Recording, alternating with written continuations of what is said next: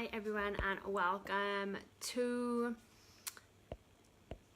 the episode 1 of Behind the Success. So it's a brand new show and today is the first episode and Mike is going to be joining us, so I will just get him on to... Okay, he should be coming on. Okay, so tonight is the first episode of Behind the Success, and basically I'm going to be doing one of these hopefully every week if we have enough people come on. And the concept and idea behind the Success is basically all about just people sharing their stories of how they got to where they are, and sharing you know the whole kind of story. So we're not just looking for people to kind of talk about the good. We're also encouraging people to share maybe the ups and downs of the journey to success. So I know all about Mike because he's been a client of mine. We run a magazine together, and we are very good friends, so I know all about him, but you obviously don't. And so he's actually on screen now. Hello. Do you have your drink? Right. I do, yeah. Good to go. One thing you all need to know if you're watching this is we have lots of inside jokes. So if you don't guess some of the stuff, that's why. Yeah. I promised Mike I'm gonna behave. So hey Lisa. So if you're coming on, you can give us a hey down below. Let us know you're watching so we can say a big hey back. If you're watching the replay, #replay. I got it right. Yes. That way. Oh, I should get one of them signs, just like a sign I could just pull out every time. That would work. Yeah. I might make one. Okay, serious business, right? Okay, so if you are watching the replay, you can let us know you're watching the replay so we can come back and say hey to you, because we are very sociable people and we like chatting to other people. So. Okay, we're going to dive in. So basically what's going to happen is we're going to have a chat about Mike, his story, and how he's got to where he is and his kind of top tips for success and all those types of things. And then I'm going to ask him 5 quick fire round questions that he has no clue about. And yeah, we're going to see how it goes. So episode 1. Mike, obviously, over to you. Do you want to let people know who you are and tell us what it is that you do? Well, for those that don't know, again, as Jane said, my name's Mike, and I spend the majority of my time helping business owners and entrepreneurs get in the best mental state to succeed. So I specialize in helping them get the income that they want, the sales that they want through mindset and improving their mental states. That's how I spend the majority of my time. But I also, as Jane said, I co-own Rise with myself, and I also run my own podcast, which is currently in the process of changing everything, but right now it's called The Raw Show, and I interview people much more successful than I am about how they get to where they are. So yeah, episode 1 of that podcast, by the way, is very good. It's probably one of the best ones. Yeah, that's okay. So where did it all begin for you? So obviously you didn't just jump out of bed when you were 20 something and decide you were going to run your own business and be a coach. So where did it all begin? Where did the journey to where you are right now start? Well, when I was about 16, maybe, I started playing tennis. That was my first sport that I realized I could help other people with it. So I realized that I was at a point when people were asking me if I'd fancied actually being a coach. So I got to a point where I was maybe helping people already. I was helping the kids out, all that sort of thing. And people were like, well, you should probably, be qualified and get your coaching qualifications and then start coaching people.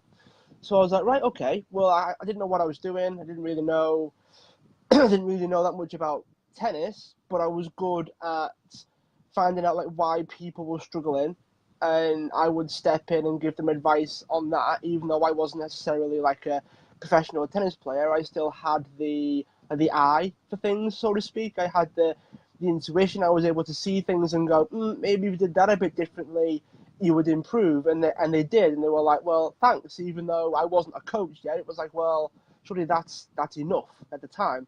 So I did all the courses and everything, because you don't get anywhere without the piece of paper, unfortunately. So I started off doing that, but while I was doing that, I was working behind the bar at the tennis club. So at the club that I played at, that I helped people at, I was working behind because they needed staff, and I was 16 or 17, so I was like, meh, I can do that. I can, I'm at the club anyway. I may as well spend a weekend there and help people with their glasses of Coke or whatever the case is.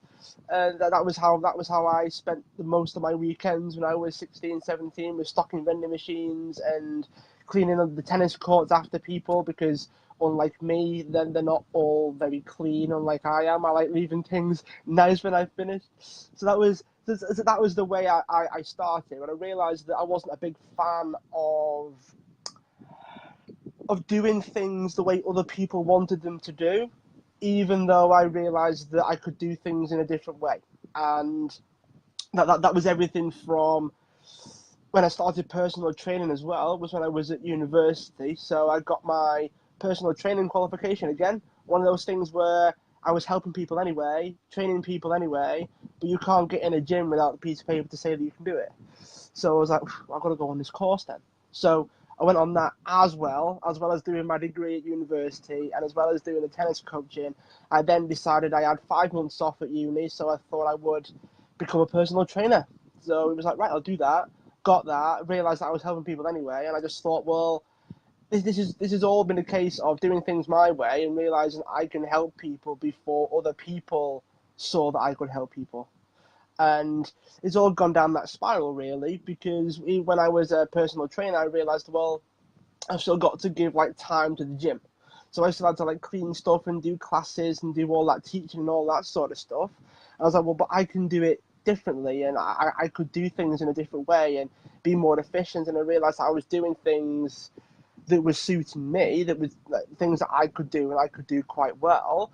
But because the gym weren't happy with it, or because the club weren't happy with it, I thought, well, I'll do my own thing.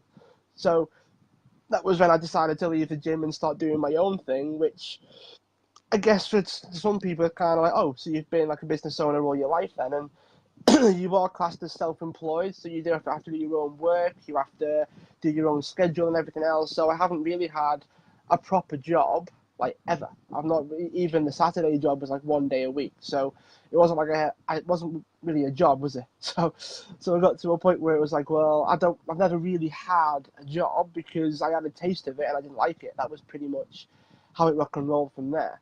And for those of you that don't know as well, I got to a point when because I was a personal trainer and a tennis coach, I was helping people get fitter and healthier and all these sorts of things, but I have health conditions. So when I was able to do those things, I was able to outwork people in the gym. They sort of come to me and say, well, you're pretty fit and healthy, aren't you? I always kept it a secret, right? I didn't really tell anybody. So until people asked, until people found out, then they were like, oh, so I haven't got an excuse then. If you can do it, then maybe I should be able to put my ideas up and do it myself. So once people started to ask about it and started to realize that, okay, well, maybe the conditions do hold you back, but the things that you're doing mean that you're still able to perform at the level that you're performing at, then maybe I should take your advice on that side of things. So I started to just go down this road of always helping people, even though I didn't really know what I was doing. And it just seemed to work out.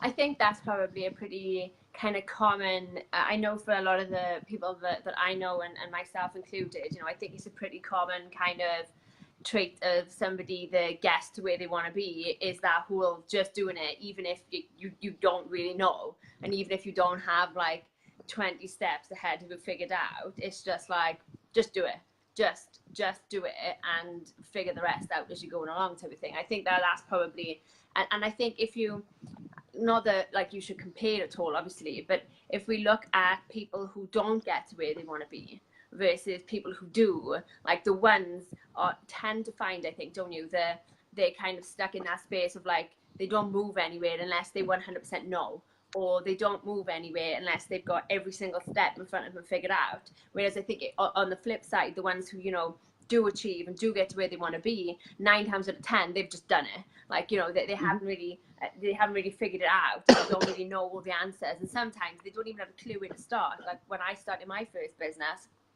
I didn't have a damn clue what I was doing, aside from I made a terrible employee, like terrible. Yeah. So it was like one of those. I think that's probably like something that I know that so many people have in common, is just doing it, you know, just getting it done. Yeah, and it's strange really, because once you do it, once you get over the first time, so to speak, the rest of it is easier. So like the first time I coached my first tennis lesson, I felt awful the whole time. I was nervous. I needed a plan that was as long as my arm, even though I didn't really use it. It was all just to make sure that I felt good about doing it the first time. And then like now I wouldn't even plan my sessions now. I'd rock up, do it, go home and go, there you go, happy days, done it. So I think once you get over the first hurdle, the first time you do anything, and you can use you can do whatever it takes to get through the first one. So you can have all the plans, you can convince yourself it'll be okay, even though you've got no idea if it will be okay.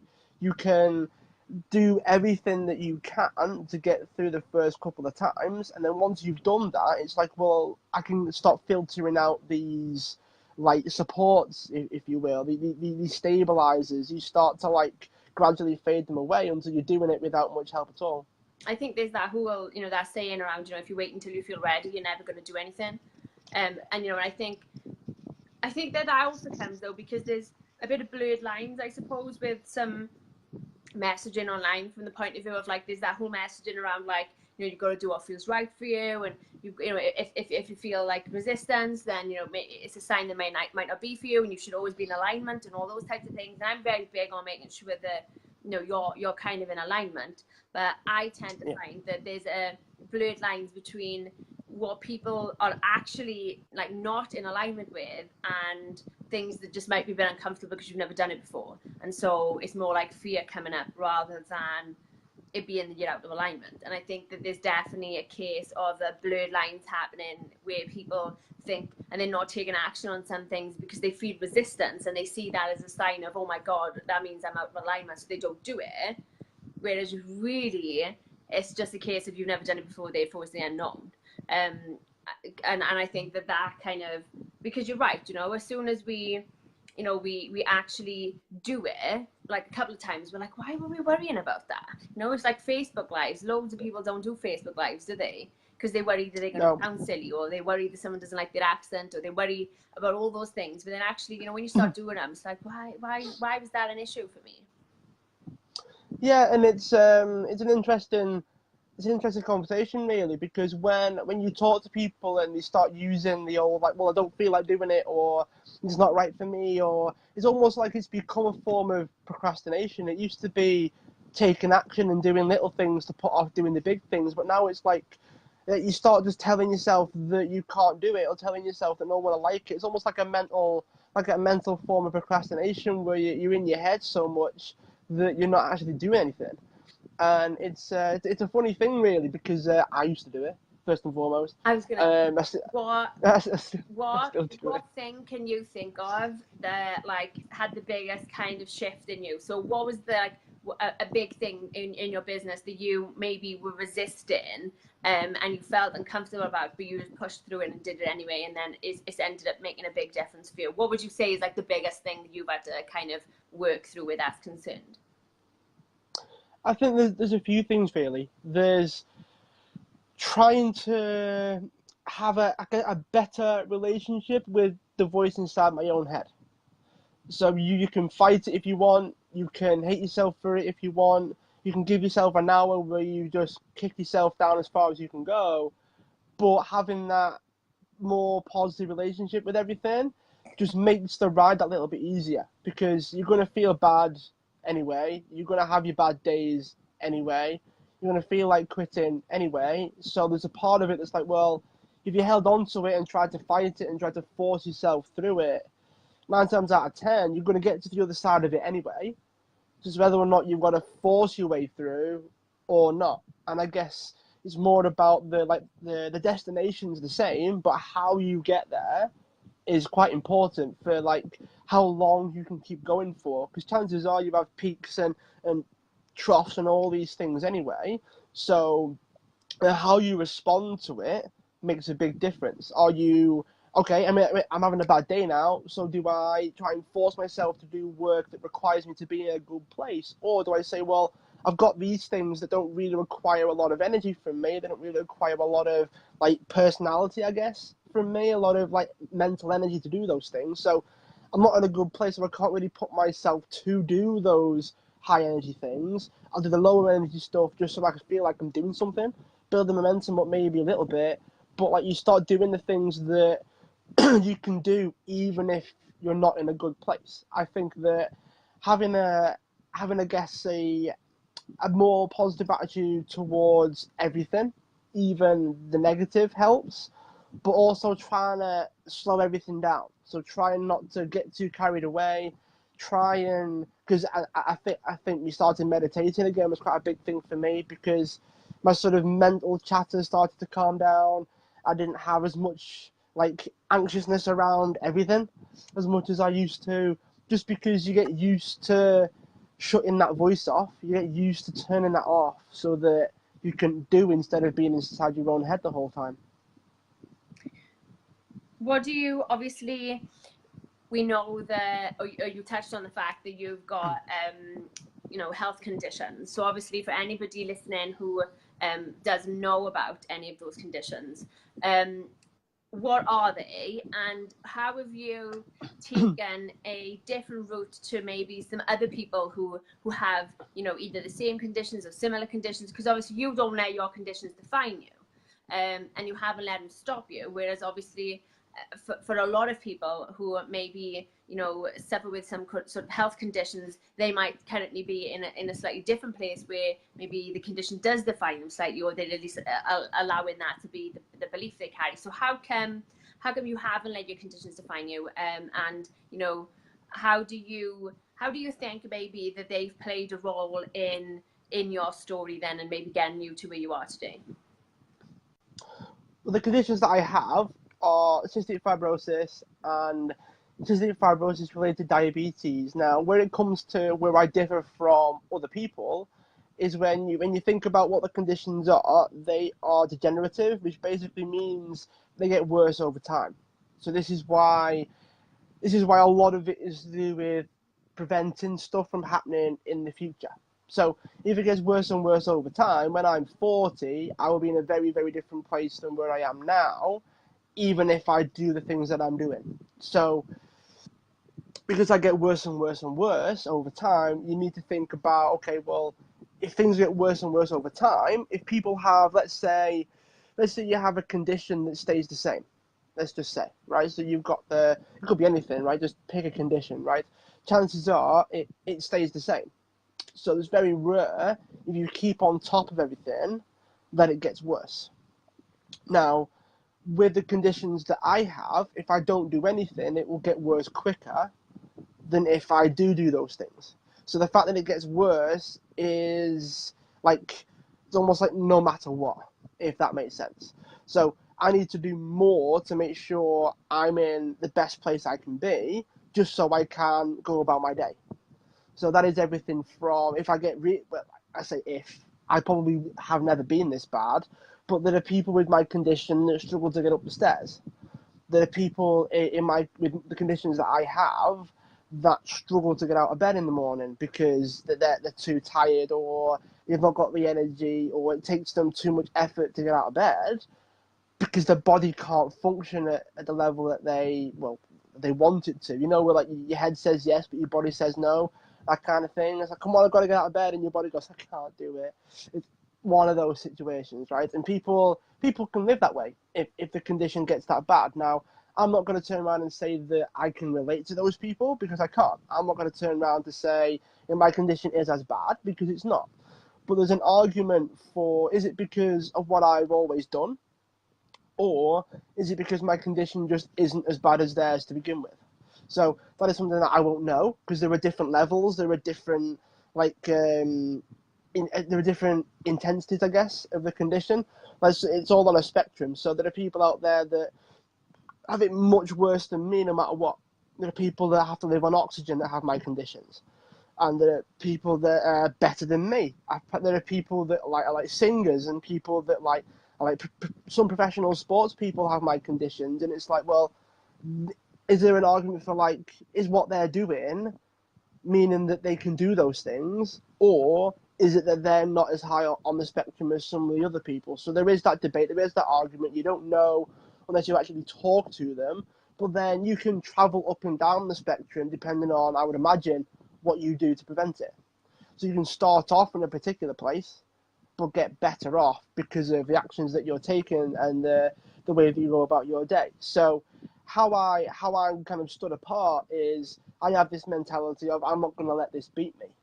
So I'm going to exercise, I'm going to train. I've got a very, very active lifestyle compared to your average person, I guess, never mind someone with health conditions. So I exercise maybe 6 times a week, if not more. I run. I'm going to start swimming hopefully in a couple of months.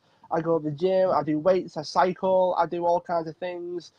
Sometimes if I can, I take my business outside and I try and walk while I do my work. So one of the things that I might invest in is one of those desk treadmills, where there's a desk but there's a treadmill on it. I might get one of those because it would, especially with the weather being as it is in the UK, you think, well, I'm not going to walk otherwise. So if you can't get outside and the weather's that bad, so you wouldn't want to go out, would you? So it's being able to think, well, what works, what helps me, and then I try and mix in as much as I can around the fact that I've still got business stuff to do. So I've got a morning routine that means I can function. That includes like medicine, treatment, physio, inhalers, nebulizers, you name it. I do the full hit in the morning, just function.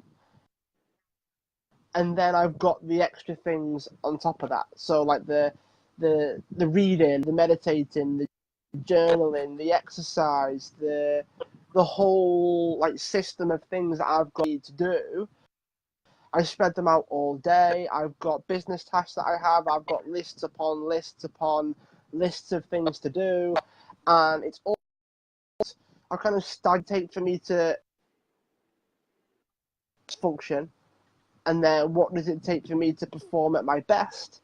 And then I have to do everything. There's no like, I can get away with like not doing this today, because then the thing that you don't do, one of the things I have noticed is if there's a broken link in the chain, so to speak, then when things do get difficult, that is where the break is. So I can't afford not to do any of those things because I've got to keep my chain quite strong, for want of a better analogy.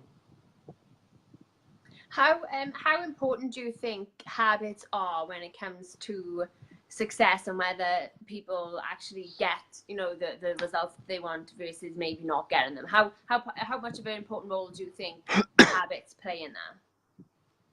I think habits are quite huge, because as long as you have built in, I guess, the more like processes, I guess.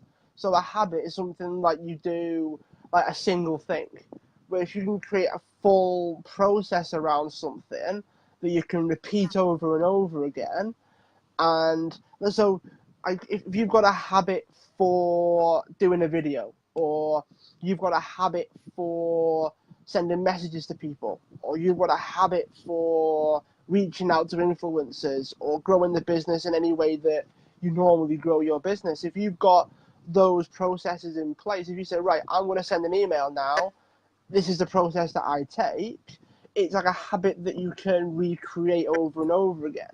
But then there's also a habit that's like, I've got something that I do in the morning when I wake up without fail. It could last half an hour or an hour or whatever the case is. Sometimes it helps, but then because life always gets in the way, it always helps to have, like, when I get the time to do this thing, this is what it looks like. So you've got the habit that you do like unconsciously, but then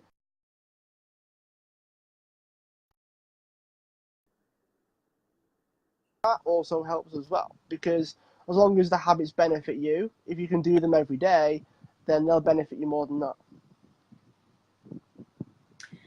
What would you say, like, share, have you currently got a habit that isn't fooling you and that isn't like really kind of working very well for you? Do you currently think you have a habit that you should kick to the curb?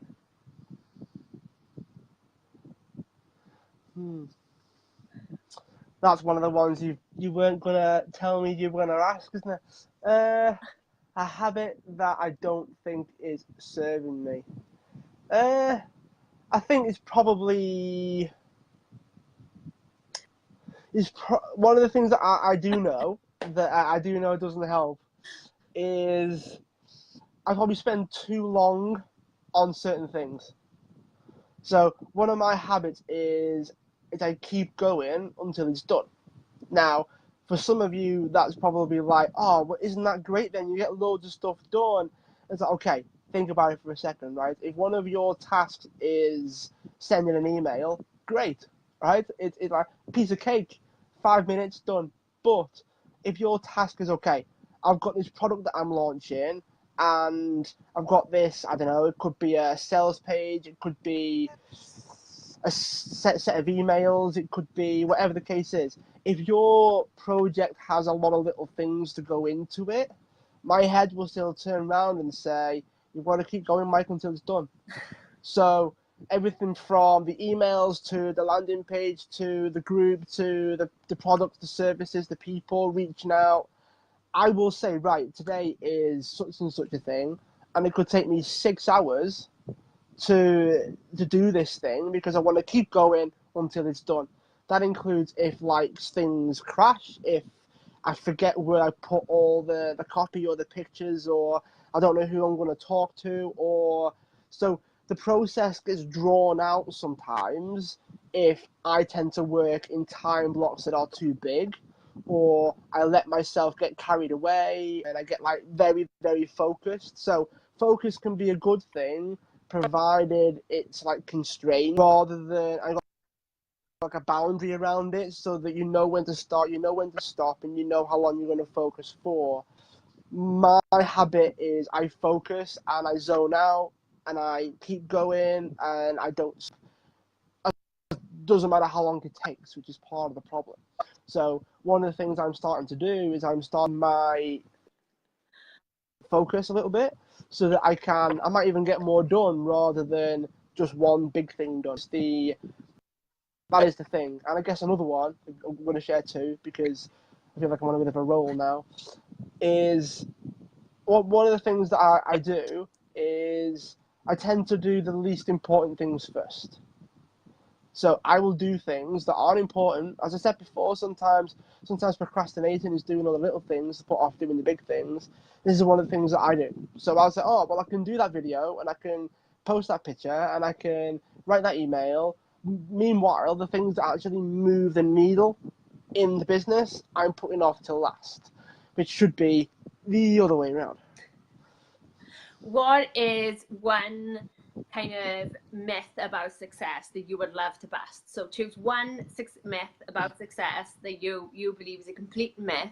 What is it, and what do you want to bust about it?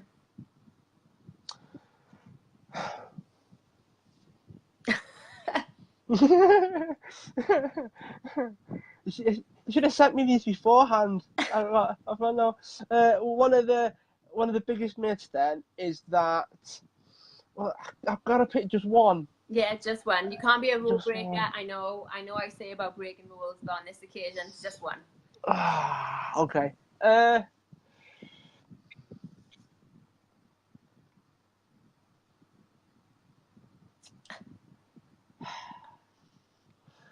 Probably gonna have to be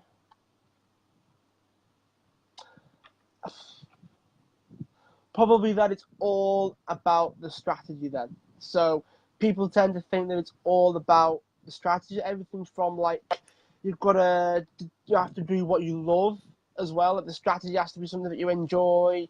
It has to be effective. It's all about that. But the problem is work. So all of the strategies out there work. It's for videos, and there's an expert for live streaming. There's an expert that can teach you how to sell from the stage. There's an expert in Facebook. There's an expert in Twitter and LinkedIn and Instagram, and I think there's probably a Snapchat expert out there now. And because the strategies are just tools, they found out what works best for them. So when you're clear on who you are and what you want to do and what your values are and how you want to do everything, that the tools will take care of themselves. I think people are on the tools rather than the person using those tools.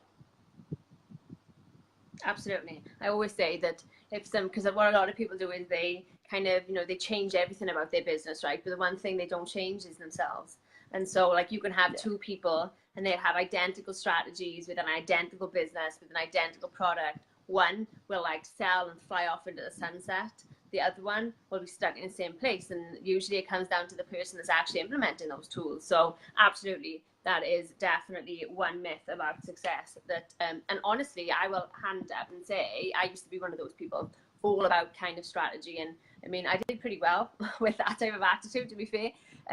But yeah, definitely, you don't really necessarily unlock all of it until you kind of accept that, you know what, maybe you also have a bit of a role to play in your own success, and it isn't all just about the tools that you're using. So definitely would agree with that myth. So before we end, we're gonna, on every episode, do a quick fire round. So I'm gonna ask you 5 questions. You can't think about the answers. You must say the first thing that comes into your head, right? That'll be Are interesting. you ready? Yeah, okay. Yeah, I'll give it a go. Okay, first one. Describe yourself in 3 words. Helpful, happy, and generous. Oh, I thought you were going to go for 3 H's then. I tried. Tell me a joke. Knock knock. Who's there? Doctor. Doctor Who. There you go. What's your favorite go-to motivational song? So if you want to get into the mode of like busting out some work, what would you put on? What is the one track you put on? I can't remember. It was I don't know. What's the one that I always? It was the Pirates of the Caribbean song. Can't remember the title of the name. I don't know the title for that one. Yeah. What animal would you be? Lion. For those of you who don't know, we went on holidays in the summer. Yeah. Came and he dressed up as a lion one night in a pub that we went to. I have visual footage and the picture, so I knew he would choose lion because that's what he dressed up as while he was bouncing around the place dancing to Lionel. I was forced, right? I was forced. I was convinced. I was coerced. I was officially. For somebody though that was convinced and coerced and forced into it, he definitely looked like he was enjoying it. Well, it just makes life easier when you're a lion, you know. There's only, life is easier when you're a lion. That's how it goes.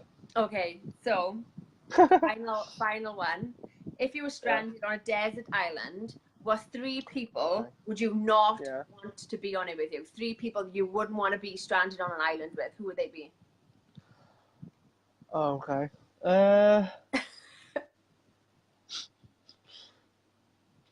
I love how it's quick fire for you because you've got them written down right, but for us that have to come up with the answers, it's not a quick fire one, is it? Who would I not want on the desert island?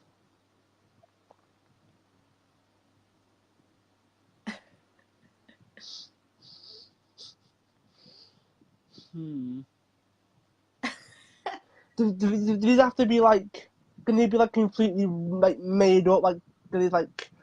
Can I pick random celebrities that I don't like, or? Yeah, that's the point, right? It doesn't have to be somebody you're friends with. It could be a teacher. Oh, I thought it was someone that I genuinely wouldn't want to be on a desert island with. I thought it had to be like genuine. I'm thinking going, do I want my mum on the desert island? Do I, brother maybe?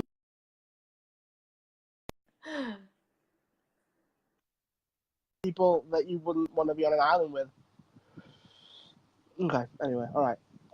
I wouldn't want to be on a desert island with Justin Bieber.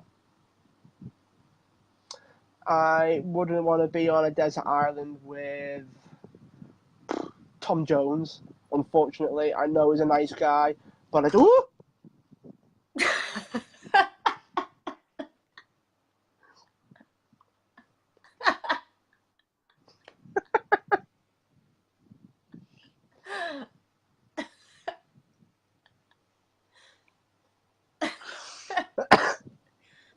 I'm gonna say, why wouldn't you want Tom Jones on a desert island with you? I mean, at least he can sing. Like Justin Bieber, I get. Justin Bieber's fine. Like, but Tom Jones, he's a Welshman. Why would you not want him on it? I would just think it just get eventually. It would just get to me. I don't know. I just like living with. I don't know. Just yeah. I think it just get. I mean, there's certain Welsh people that I do really like, and there are Welsh people that I don't, and I know. I don't Tom know. Jones being one of them. Yeah, it's not. It's not real. It's fine.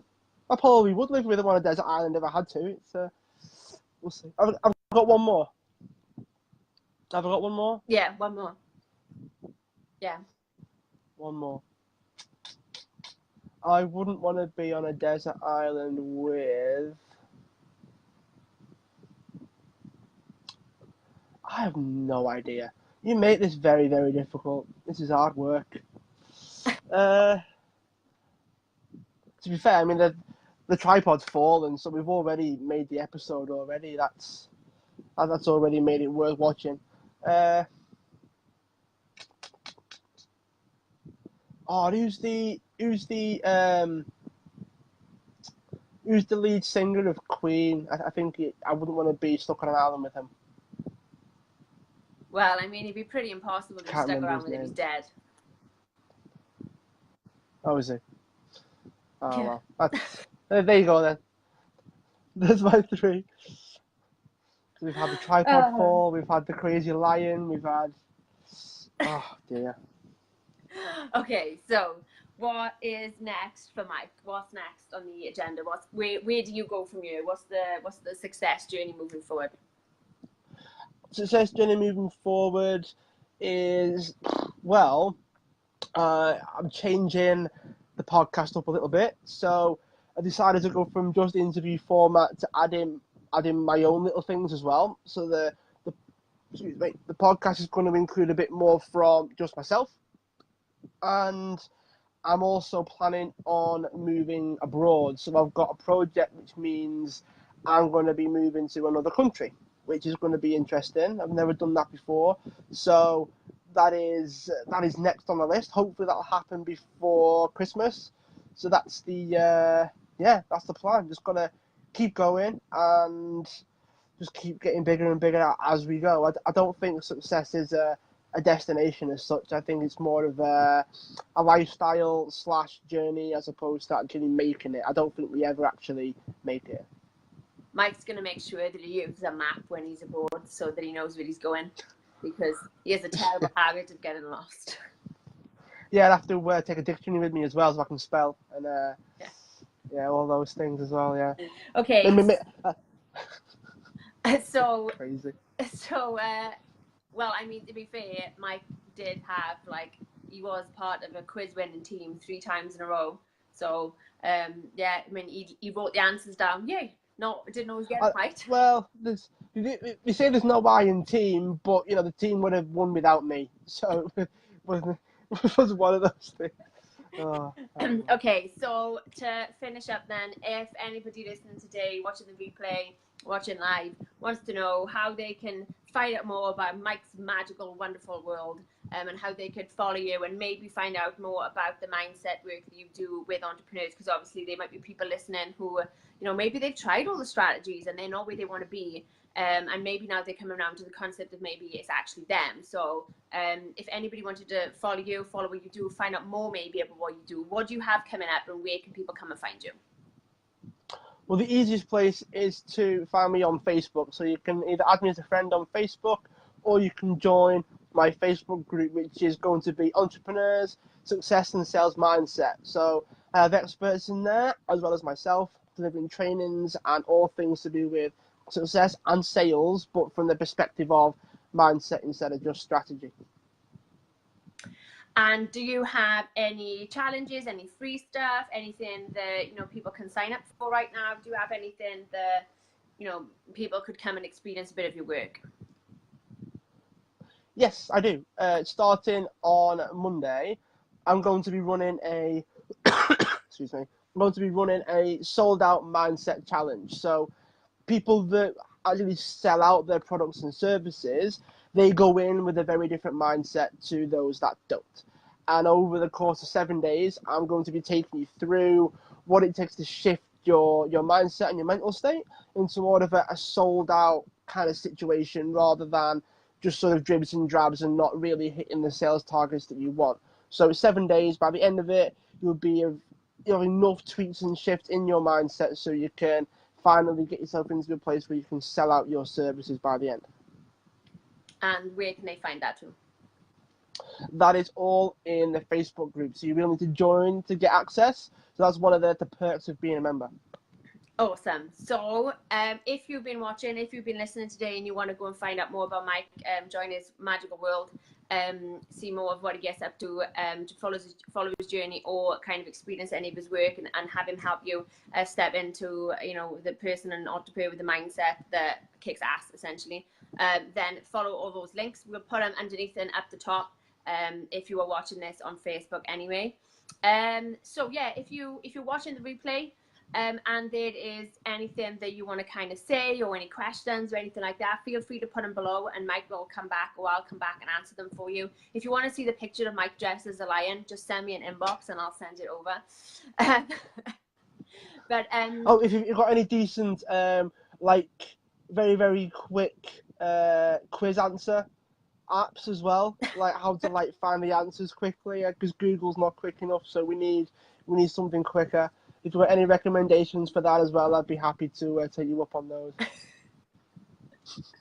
So yeah, thank you for watching. Thank you for everybody who's watching the replay. Obviously this was episode 1. Next week I'm going to be I'm going to be back with another amazing business owner and entrepreneur, so keep your eyes peeled for that. Thank you, Mike, for jumping on and being the first guest in the Behind the Success episodes. Thank you for coming. I'm sure everybody has learned something this evening. And yeah, thank you. And so as a final kind of parting thing, what one kind of piece of advice would you leave anybody when it comes to reaching the success they desire? Parting piece would be, remember that you're more powerful than you realize, you're more influential than you realize, and I think we need to start acting like it. Awesome. So thank you, and we'll see you all again. Mike will see you if you go and follow him, and I will see you all next week on another episode. Bye.